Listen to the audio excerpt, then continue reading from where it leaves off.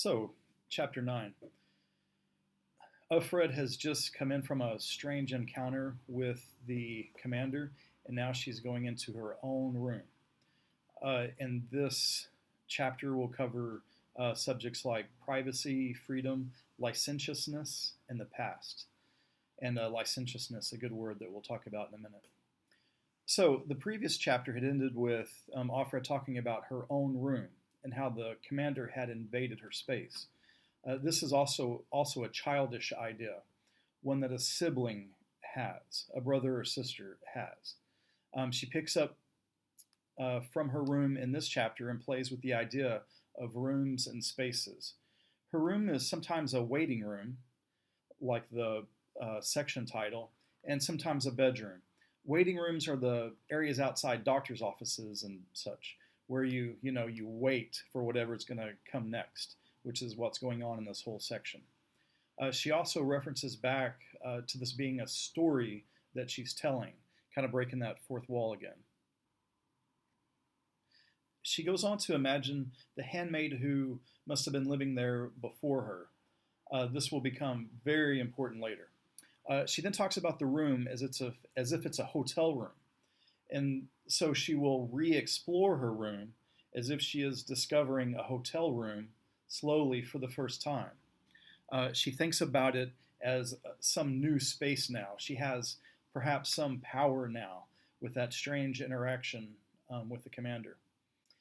She says the phrase rented license because a license is a permission to do something, like a driver's license or fishing license.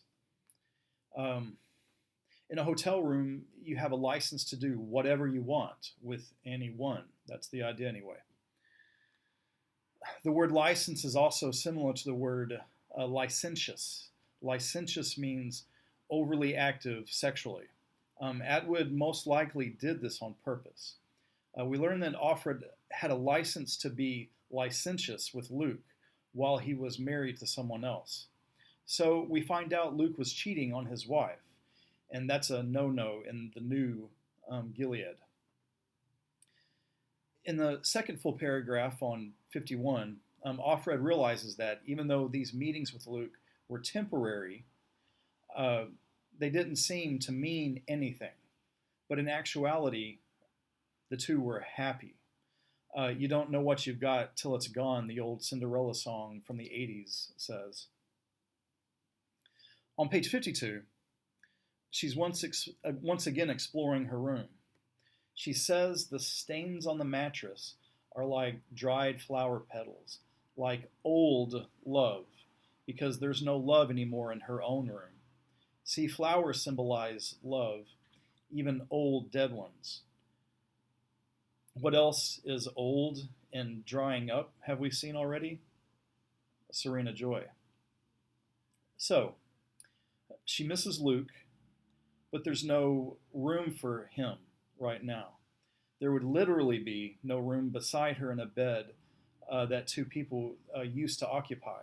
There exists no bedroom where she could be with Luke anymore.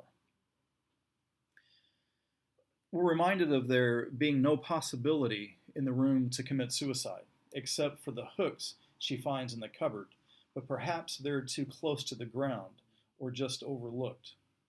They sure didn't see the message lightly scratched into the floor of the cupboard. I won't attempt to say the Latin phrase, but I'll put it on the screen. She doesn't know what the message means, but she knows it's really important. She'll find out that it means, don't let the bastards get you down. It's like she's communicating with someone. She imagines the person to be Moira, her friend. Through this act of imagination, we learn more about Moira. She conjures up her image again. So we find out on page 53 that she's quirky, jaunty, etc. Offred tries to find out from Rita, who had been the handmaid there before her. Rita wouldn't tell her. She treats her like a child instead. We also learn that there have been many handmaids before at the house, some who didn't stay the whole 2 years. It makes one wonder what happened to the others. They didn't produce any babies, most likely. But why? You get to wonder. You get to wondering maybe the commander can't have children.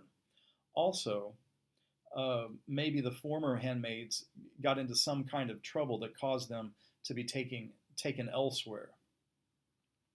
Another significant thing from this chapter is what we've discovered or what we discussed about the palimpsest. This is the idea that a text has been written over several times. You can peel away layers to find older writings. For now, we see that all the layers of history are pulled away or peeled away from her own life. This is how she can remember the past.